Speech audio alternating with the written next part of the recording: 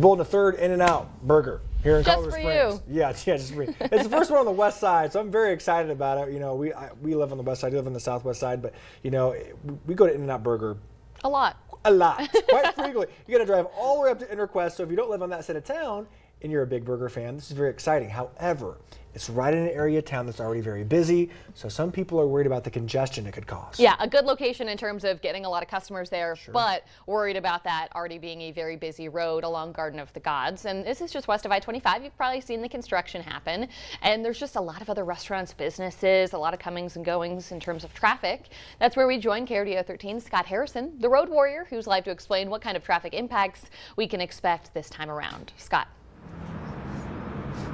Good morning again, guys. And I just remembered the fast food restaurant that I couldn't remember a half an hour ago, Jack in the Box. Jack in the Box is kind of led the trend of restaurants that were once in Colorado, left, and then came back. And I remember when that Jack in the Box at Powers and Carefree first opened, you couldn't get in there for 6 months, really, because the lines were just so long.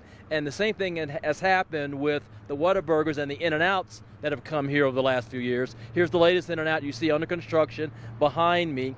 When In-N-Out and Whataburger have opened here in the Springs the past few years, it's been impossible, as we said, for many customers to get even close to them for months. Their popularity early on and even later on has often made them a traffic nightmare.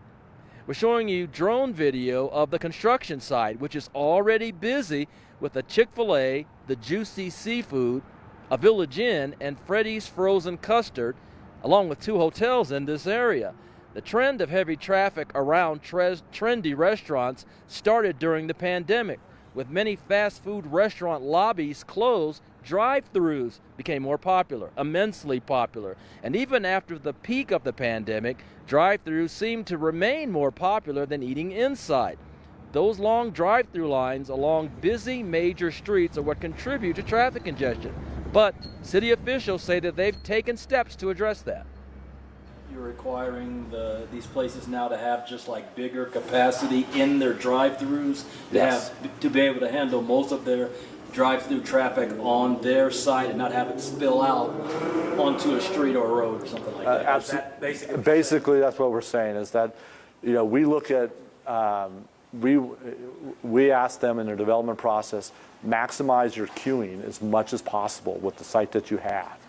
And we found that approach seems to work well.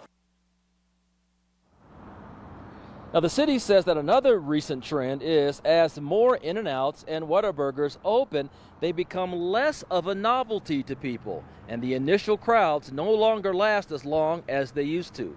In fact, when the second In-N-Out at Powers and Constitution opened in 2021, officials had traffic control in place, but found that after a few days, it simply wasn't needed.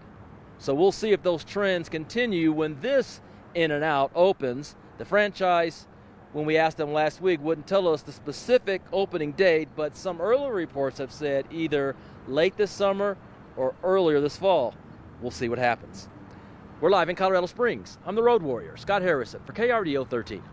All right, Scott, thanks so much. Looks like they have really made a lot of progress, and will be opening here in the next couple of months, it appears, at least from looking from the outside in.